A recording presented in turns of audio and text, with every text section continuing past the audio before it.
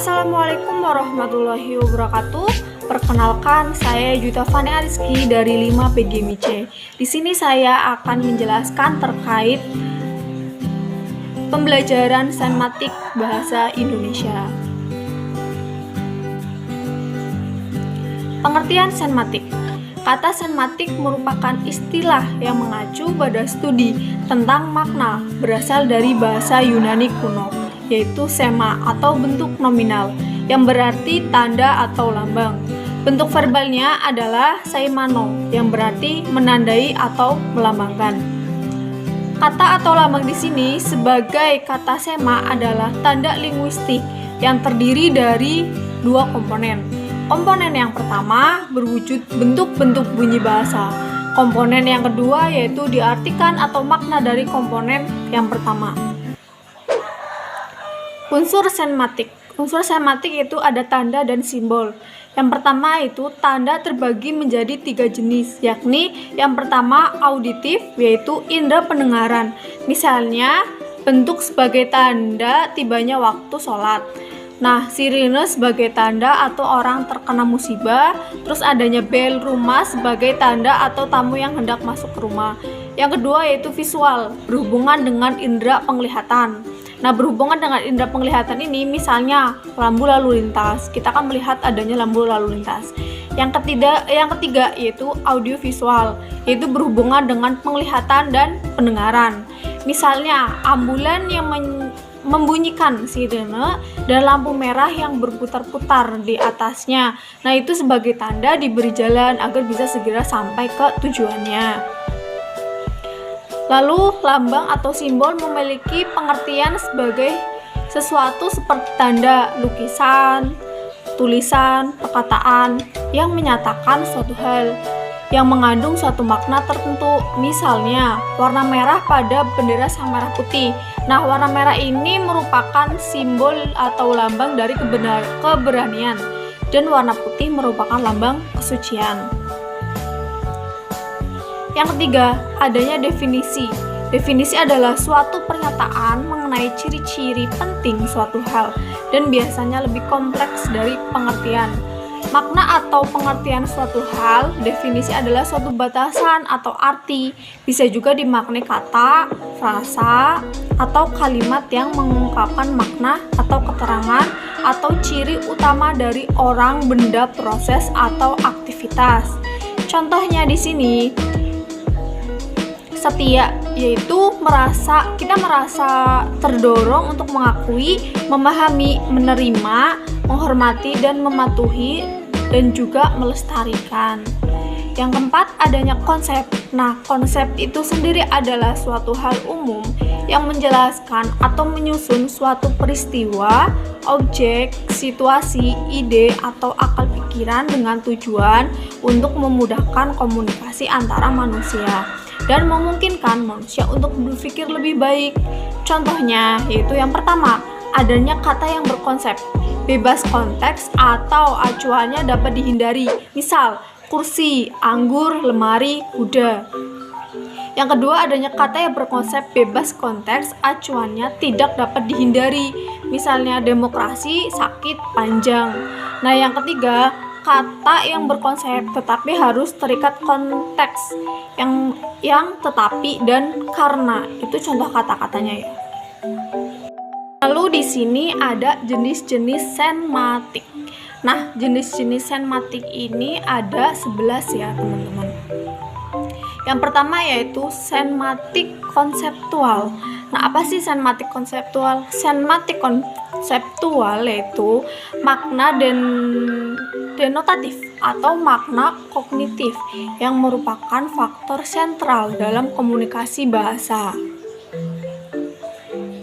Nah, dalam hal ini dikarenakan terdapat makna konseptual yang mempunyai susunan yang amat kompleks dan rumit.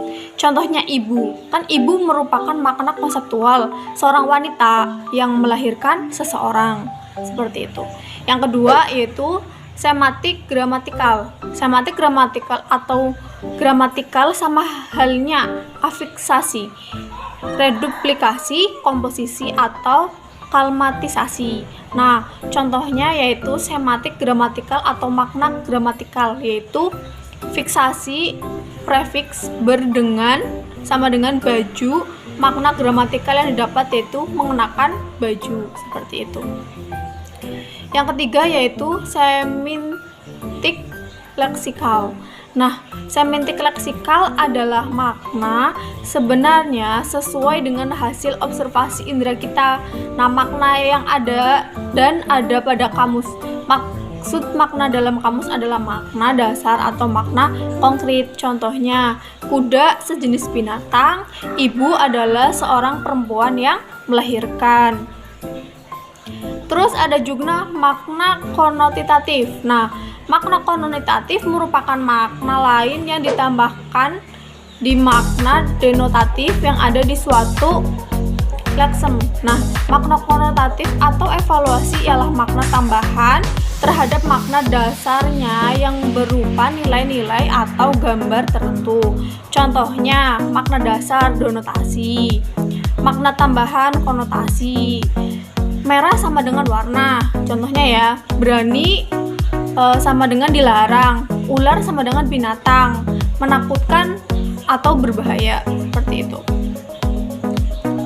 Lanjut ada semantik peribahasa. Nah, semantik peribahasa merupakan peribahasa merupakan makna yang dapat ditelusuri atau dilacak dari makna unsur-unsur karena adanya asosiasi antara makna asli dengan makna peribahasa.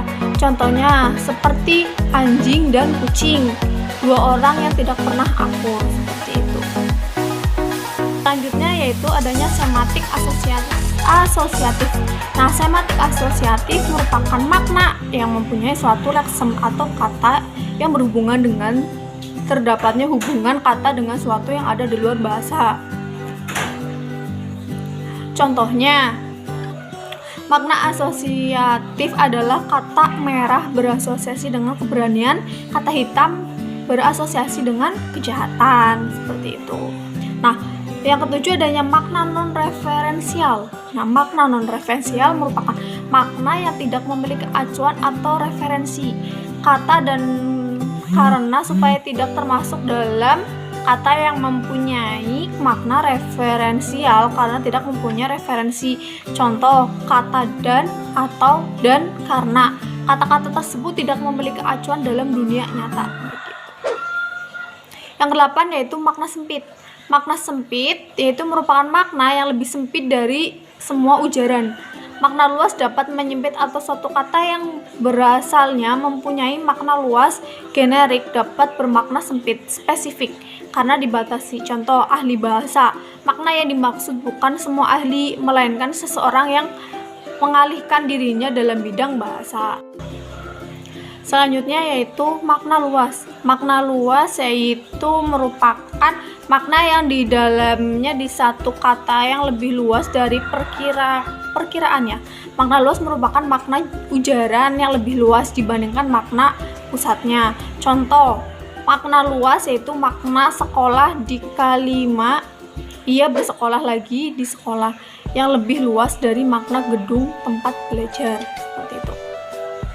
Yang terakhir yaitu makna kias, merupakan oposisi dari arti sebenarnya. Nah, seluruh bentuk bahasa, baik frase maupun kalimat yang tidak merujuk pada arti sebenarnya, baik arti leksikal, arti konseptual, atau arti denotatif yang dinamakan atau mempunyai arti kiasan. Contoh, makna kias yakni putri malam yang berarti bulan dan raja siang berarti matahari.